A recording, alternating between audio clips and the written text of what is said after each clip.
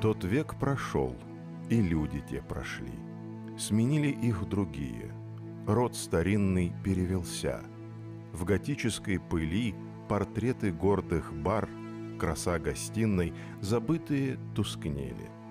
Поросли дворы травой, и блеск сменив бывалый, сырая мгла и сумрак длинной залой спокойно завладели. Тихий дом казался пуст, но жил хозяин в нем.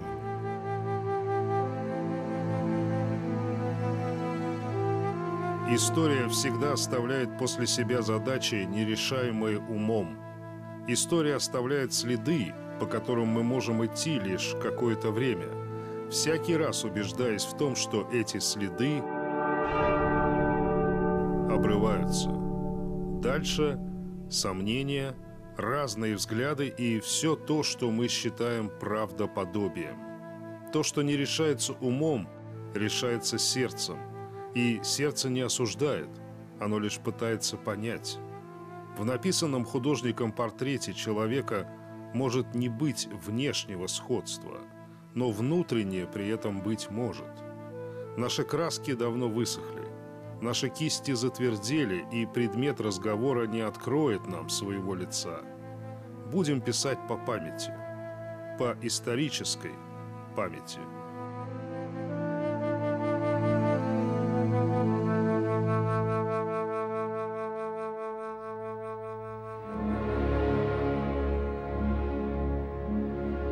Шуран – древнее село на правом берегу Камы в 20 километрах от районного центра Лаишева. Когда-то здесь стоял древний булгарский город Кашан, раскопанный еще в конце XIX века. Но и Шурану уже 4 века. Его история началась с присоединением этих земель к российскому государству. Место очень знаковое. Издревле через него проходила дорога, соединяющая Казань с южноуральскими степями, Ногайская дорога. Кашан, а затем и Шуран – это важнейшая переправа через реку на этом пути.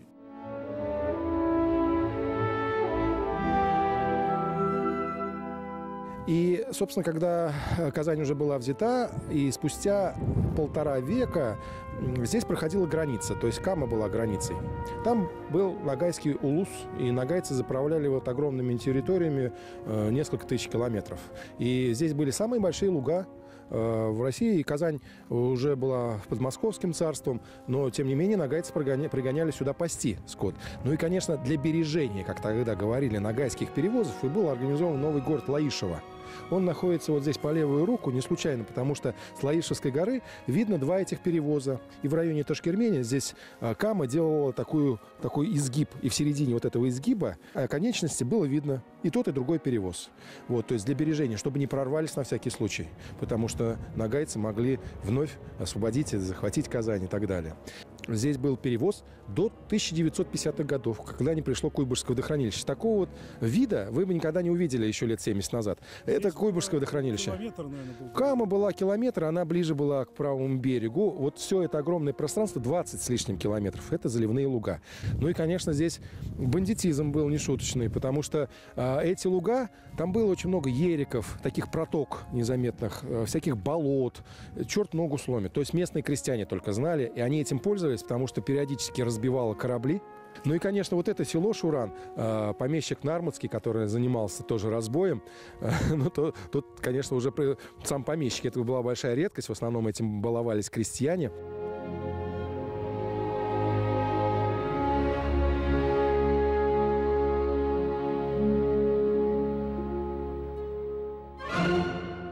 Нарматский – это имя главного героя нашей повести. История оставила нам лишь его моральный облик, и мы представляем его себе эдаким викингом, на что будут причины. Андрей Петрович Нарматский – местный помещик, выстроивший в 1750-х годах Вот этот самый дом на высоком берегу Камы вместе с кирпичным заводом, вместе со множеством приусадебных построек, одним словом, была большая усадьба, обнесенная высокой кирпичной стеной. Ничего не сохранилось, кроме самого дома.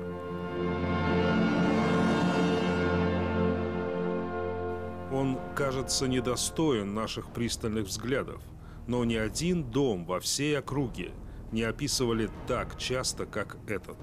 Ему 270 лет. Сегодня мы видим лишь тело, без рук, без ног, без головы. Обезглавленный четвертованный дом. Но вот как описывал его, со слов тогдашних его владельцев, археолог и историк Петр Пономарев в конце XIX века. Дом давно уже перестроен. В прежнее время он был гораздо больше и действительно смотрел средневековым замком. С боков его выступали высокие башни. Над средней частью высился купол. Толстые стены прорезаны были узкими окнами с массивными железными решетками. В нижнем этаже находилась тесная и совершенно лишенная света тюрьма с рогатками и железными цепями. Из подвала на Каму проведен был подземный ход. Все это давно уже исчезло при перестройках, и от грозного замка сохранились только толстые стены средней части дома, сложенные из массивного и прочного кирпича, своды да узкие окна с железными решетками. Настоящий готический замок на высоком берегу. Место одним своим видом, наводившее ужас на проплывавшие мимо суда.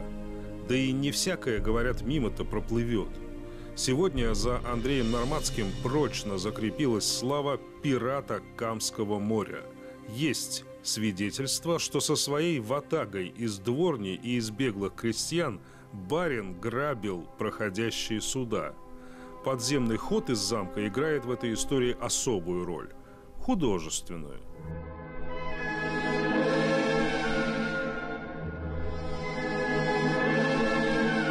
Проводились ассамблеи, балы, куда он созывал местных помещиков. Ну и когда наступала темень, в тайне большой, удалившись с этого бала, вместе со своими крестьянами спускался вниз и приступал к грабежу.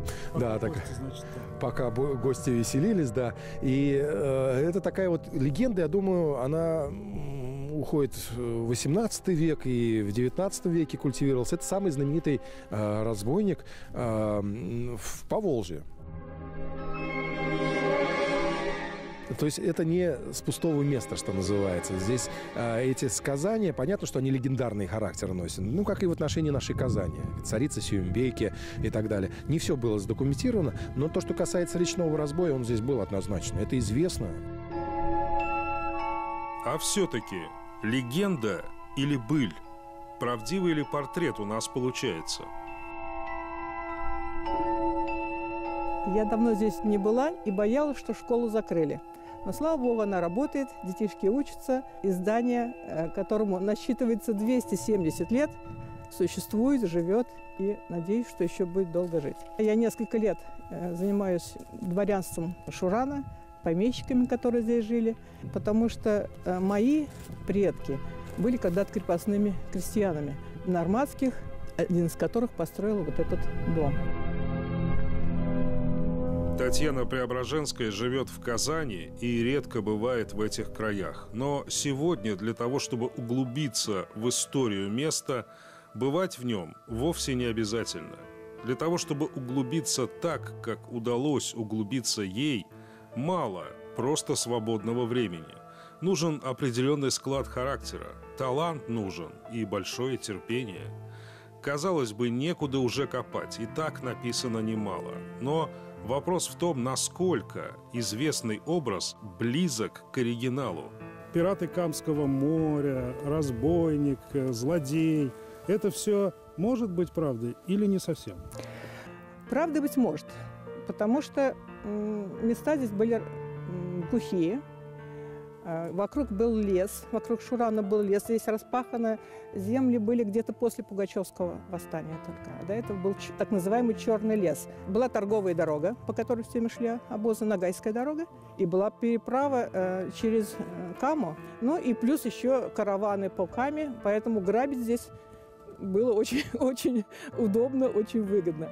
Поэтому отрицать то, что Нормандский не участвовал в каких-то таких вот разбойничьих нападениях, конечно, нельзя. Но документы немножко говорят по-другому. То есть судили его не за это. В 70-х годах 18-го столетия Нормандский действительно был судим и сослан в Сибирь. Дело, как сейчас говорят, находилось на особом контроле императрицы. Екатерина II упоминает о нем в нескольких своих письмах главнокомандующему в Москве князю Волконскому.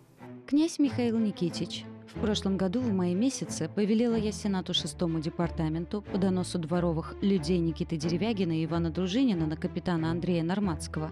Дело, как скоро возможно, кончить. Ныне Деревягин и Дружинин жалуются мне, что оное поднесь еще продолжается, что Нормандский за взятие муж с него подписки, чтоб до решения дела из Москвы не выезжал, отлучился. И потому вам сим поручаем дело сие, как наискорее довести до окончания в тех местах, где оно по законам ведомо. Дело, о котором идет речь, это дело о подделке Нормандским завещания помещицы Спичинской. То есть дело о подделке документов на собственность, дело о мошенничестве, проще говоря, в котором Нормандского уличали не единожды. Вообще, Нормандский был человеком крутого нрава, деспотом и мошенником. Он стал даже главным героем нескольких художественных произведений XIX века. Но и в них о пиратстве нет ни слова. Эти романы писали дворяне. И речь шла, в общем-то, о деспоте-помещике, обуреваемой страстями. Да? Ни о каком разбое и грабежах речи не шло. А вот откуда возникла эта идея, я считаю, что первый об этом написал в 1833 году Рыбушкин, наш сказочник, который много сказок, легенд казанских придумал. Вот оно, это первое упоминание о Нормандском как о морском разбойнике. Журнал «Заволжский муравей» за 1833 год. Статья известного историка и педагога Михаила Рыбушкина. Читаем. Помещик Н, говорят, производя себя какими-то судьбами от герцогов нормандских, и действовал по примеру норманнов, только не по Балтийскому морю, а по Каме. Сказывают, что из внутренности сего замка был сделан подземельный ход на Каму, откуда сей новый Ролон во славу своих предков производил рыцарские набеги на проезжающих. Это самое первое упоминание этой легенды в средствах, так сказать, массовой информации. Через 50 лет в научно-популярном журнале «Исторический вестник» выйдет статья известного уже нам археолога и историка Петра Пономарева, побывавшего в этих краях. Он напишет: Судя по собранным мной преданиям, в состав своей многочисленной дворни Нормандский принимал всякого рода гуляющих людей и из этой вольницы образовал вооруженный летучий отряд, который и производил в темные ночи опустошительные набеги на проходящие по Каме ладьи. Впрочем, далее читаем у него же. Желая хотя сколько-нибудь ориентироваться в этом легендарном материале и выяснить, где оканчивается в нем истина и начинается вымысел, я обратился к документальным источникам. Но, к сожалению, они оказались настолько скудны, что нет ни малейшей возможности определенно восстановить загадочную фигуру камского Роллона. Итак, мы не знаем, но мы, так сказать, догадываемся.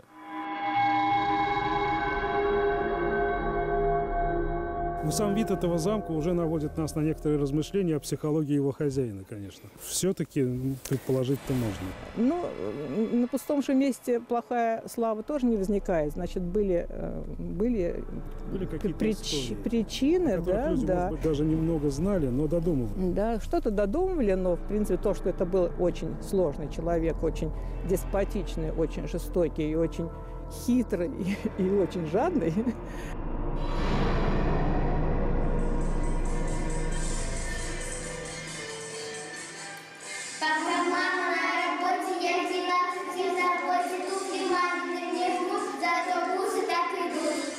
Сегодня здесь школа.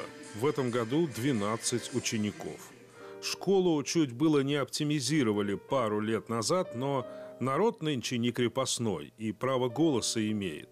Народ школу и отстоял. Что хорошо не только для детей и их родителей, но и для самого этого дома. Все-таки люди спасают эти стены от разрушения одним своим присутствием здесь. Неподалеку от школы старая церковь, подтверждающая эту нехитрую истину. Церковь лишь на 20 лет старше замка, она 1735 года постройки, и ее состояние близко к катастрофическому, хотя и за ней следят по возможности и спасают пока от полного разрушения. Но вернемся в дом. Дети и готический замок с темницами, цепями и прочими аксессуарами триллера, который тут некогда разыгрывался 300 лет назад. Что может быть более несовместным? Но подвалы давно засыпаны, цепи вырваны из стен, и ни свидетелей, ни свидетельств не осталось. Последующие владельцы дома постарались стереть всякую память о помещике Самодуре. Вот это красное крыльцо, парадный ход. Ну вот сразу пахнуло, да, 18 веком. Да, великолепное. Но, конечно, оно обезображено многими переделками. Вот. Ну вот это Недавняя история, гипсокартон. перила были. Здесь, конечно, были перила.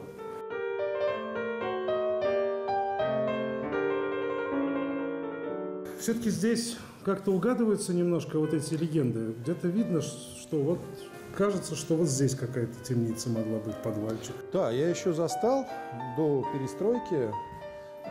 Вот этот полуподвал, он был уже завален.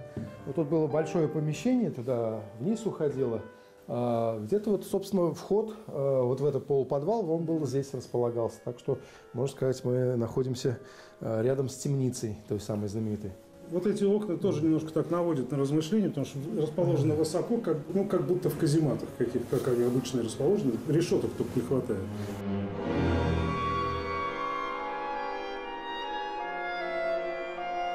Комнат теперь немного, 12. Когда-то было вдвое больше, но башни, как мы помним, снесли. В остальном здесь почти ничего не перестроено. Ну и основная парадная комната, видите, со сводами. Да, мы находимся на втором этаже, то есть и второй этаж тоже со сводами. То есть теремной стиль. Но и вот заложено, к сожалению, здесь не видно печи, с помощью которых отапливался дом. Здесь калориферная система, и толщина стен достигает от метра до метра 20. Калориферная система, то есть такие шахты были, и прежде чем дым выйти из трубы, он проходил сквозь стены. Это такая классика для того времени, с помощью этого отапливалась стены дома. Но для этого должно быть очень высокое качество кирпича, чтобы, не дай бог, там дым не проник в само помещение. То есть калориферная система здесь сохранилась. Северная стена, толщина стен достигает 1,20 м, южная на метр. Дом, несомненно, простоит еще много веков. Он могучий. Говорят, те башни, что были по бокам, взрывали, поскольку иначе они не поддавались никак. Вопрос, в каком качестве он простоит еще много веков? Когда-нибудь в этом селе, которое тоже не собирается отдавать Богу душу, построят школу, и дом этот опустеет. Без людей время для него потечет иначе. Он окоченеет быстрее, чем Кама в эту пору, о чем мало кто из спутников, глядя на его непритязательный внешний вид и не зная истории, будет сожалеть. Конечно, это место достойно большего, чем сейчас. И уже сейчас.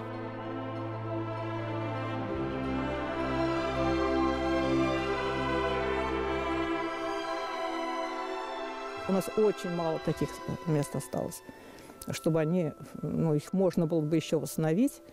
Их надо обязательно охранять, их надо обязательно восстанавливать, привлекать туристов. О плохих людях тоже надо знать, не только хороших. В конце концов, да, в конце концов, надо знать и о плохих, и о хороших, о всем, что было в нашем прошлом.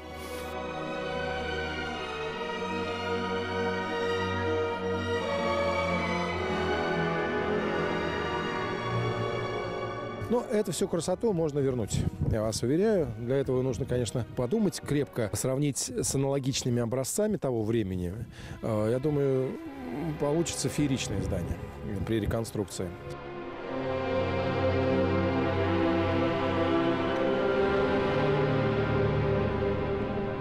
Необычайно интересное место, а уж какие здесь виды потрясающие. И воспоминания на долгие годы, и сюда будут приезжать изо всех крупных городов.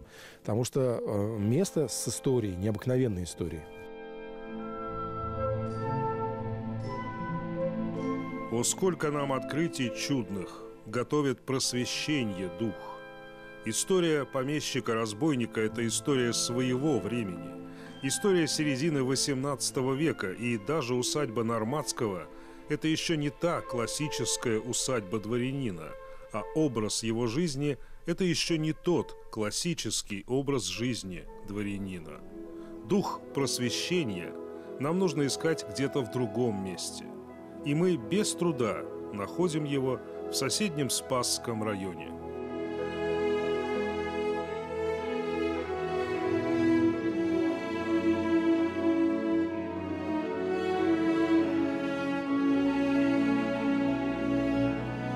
Российский дворянин – это человек, желающий не зря прожить свою жизнь.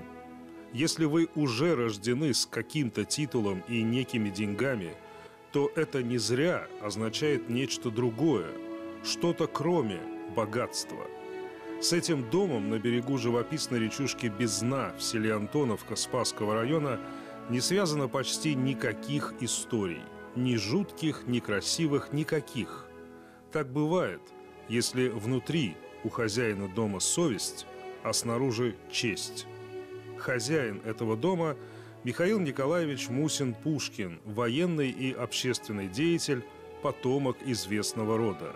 Здесь, в селе, он родился в 1795-м, отсюда уходил в Семеновский полк и чуть позже на войну 812 года, и сюда он вернулся в 1821-м, выйдя в отставку с мундиром уже в 26 лет. Женат он был на дочери тогдашнего казанского генерал-губернатора Баратаева. И это было, конечно, тихое семейное гнездышко в летние месяцы. Михаил Николаевич не мог жить здесь круглый год при всем желании. Дел в Казани и округе было слишком много.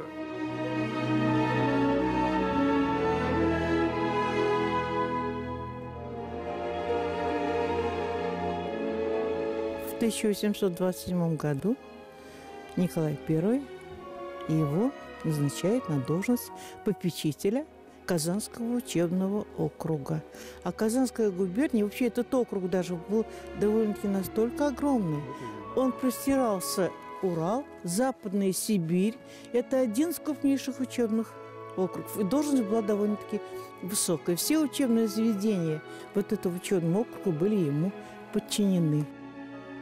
Самым известным гостем этого дома можно назвать Николая Ивановича Лобачевского, на тот момент уже ректора Казанского университета, который, кстати, и стал ректором по рекомендации только принявшего тогда дела Мусина-Пушкина. Они были добрыми друзьями. Лобачевский прожил здесь целую неделю. Говорят, хозяин никак не отпускал. Представить себе это райское местечко и сегодня, и даже зимой нетрудно. Наиболее ценный элемент усадьбы – дом – дошел до нас почти в первозданном виде. Надо бы сказать спасибо за это его нынешним хозяевам. Но вряд ли получится. Хозяев за последние 100 лет было тысячи. Дело в том, что и здесь теперь школа, еще с начала 20 века.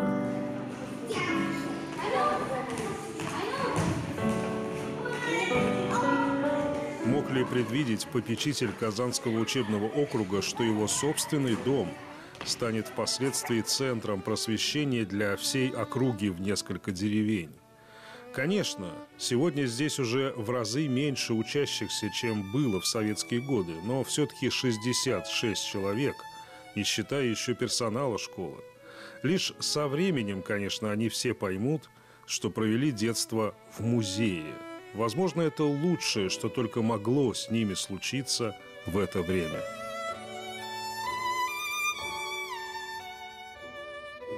Сразу видно, что не для господ Да. такая лестница, да? Узкая, но в наше время в школе это учительская лестница. Татьяна Степановна Королева 13 лет была директором этой школы и учителем истории. И знает, конечно, все ее трещинки и все немногочисленные ее богатства, удивительным образом здесь сохранившиеся. Вот осталось от усадьбы вот это зеркало, да. Ну, конечно, оно уже красили много раз его. Когда-то оно просто было мореное такое стояло, но это вот зеркало.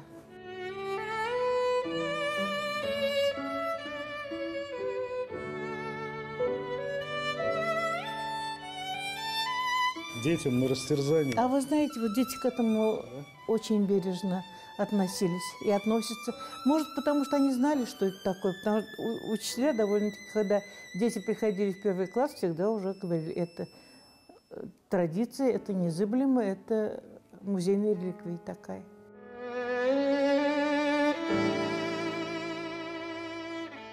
А здесь парадная лестница. Вот это парадный вход. Он сейчас закрыт. И вот парадный вход, и сразу лестница. Могла бы ведь разрушиться от времени, но нет. Нет. Ей тоже 200 лет. Да, почти. Почти, да. Пока мы с Татьяной Степановной добираемся до главной залы этого дома, наверное, не лишним будет сказать еще пару слов о хозяине, который вот ровно этим же самым путем направлялся ежедневно в свой кабинет. Михаил Николаевич Мусин-Пушкин известен, конечно, в первую очередь как основоположник отечественного востоковедения. Вот здесь где-то в разговорах с ректором Лобачевским оно и зарождалось когда-то. В Казанском университете было введено обучение нескольким восточным языкам. Российская ориенталистика зарождалась в Казани. Но, увы, весь восточный факультет переехал впоследствии в Санкт-Петербург, куда отправился навсегда и хозяин этого дома в 1845 году. Но в этом доме Мусин-Пушкин прожил 18 лет. И пусть только лет, а не зим. Здесь ничего не перестроено, такая комната и была, да? Ничего здесь. Здесь все осталось в том первозданном виде. И вот зеркало, которое осталось от Мусиных-Пушкиных. Они остались вот в том виде, в каком нам достались. Это, в общем-то, заслуга, наверное, и коллектива учителей, и учеников, которые так бережно к этому относились. Здесь было еще пианино. Если мы с вами пойдем дальше, вот этот кабинет хозяина. Это был кабинет хозяина? Да. Здесь сейчас урок идет? Ну и что? А если мы с вами попросимся, зайдем, ничего? Или потом? Давайте. Давайте. Можно так? Вы увидите место, где были камины. Они тоже вот просто остались выложены изразцом. Давайте. Здравствуйте, ребята. Остаем. Сидите. Спасибо, извините, мы тут быстренько посмотрим на кабинет хозяина, да? Да. Это кабинет хозяина. И здесь вот балкончик, да. проход, утренний чай, сад. Здесь была дверь. Да, дверь. Это была дверь.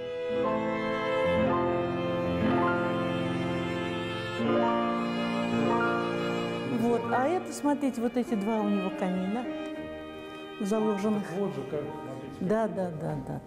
Это все настоящее. Это все осталось.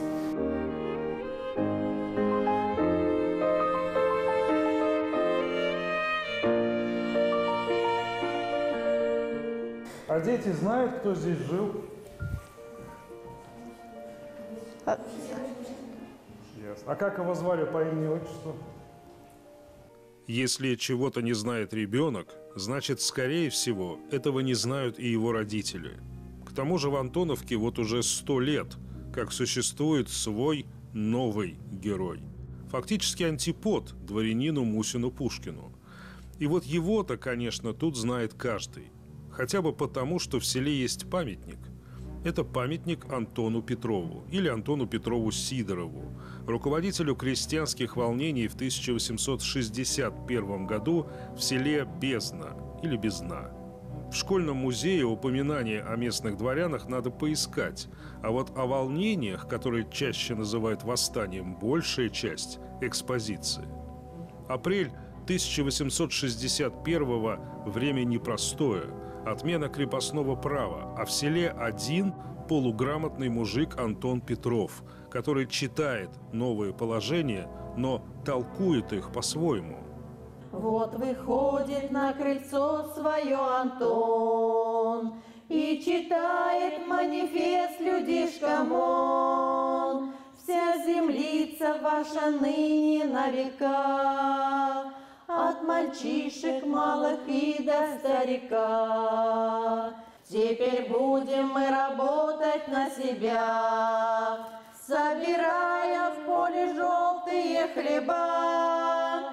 В лес ходить без разрешения господ, любоваться все на розовый восход. Естественно, никакой воли такой, какой они хотели, там не было.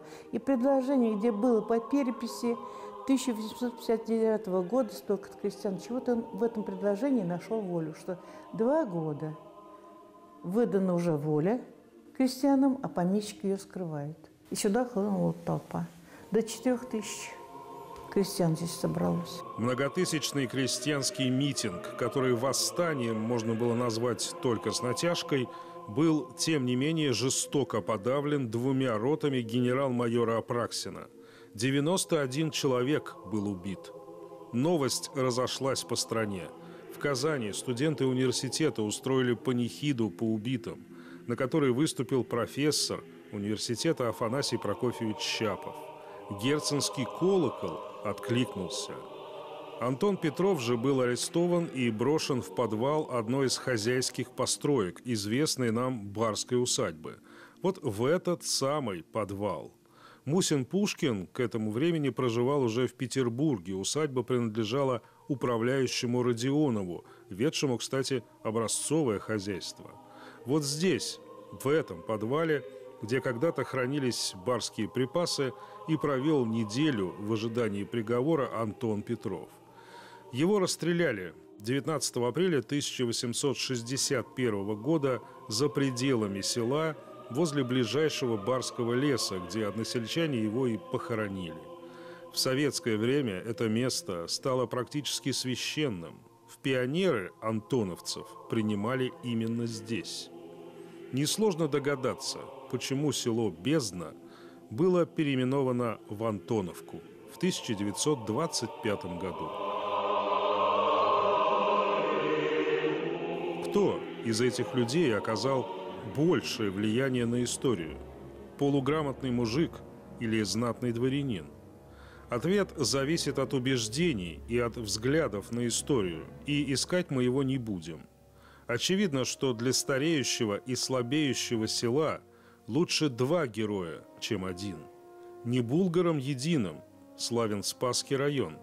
Антоновка может стать важной точкой на туристической карте республики. За. И жители Антоновки тоже будут за. И было бы здорово, потому что сохранится эту усадьбу. Потому что будущее, иначе ее практически плачевное будет. Все равно она пропадет. Если Потому что будущее школы, к сожалению, нам неведомо. Да, Мы не уверены в том, что школа будет там всегда. Деревня стареет. Да. Так что. Вот. А если будет этот маршрут, усадьба будет жить. У бывшего директора школы нет сомнений, что школа в старинной барской усадьбе будет не всегда. Так и есть. Однажды и она уйдет в историю. Повторим, мы знаем, что может случиться с этими 2 усадьбами в Шуране и в Антоновке в случае, если люди покинут эти стены. Мы увидели сегодня 2 хорошо сохранившиеся жемчужины дворянской истории. Мы показали именно эти 2 дома, поскольку их еще можно спасти. Они редкость. большая часть усадеб сейчас находится там, откуда возврата, увы, уже нет.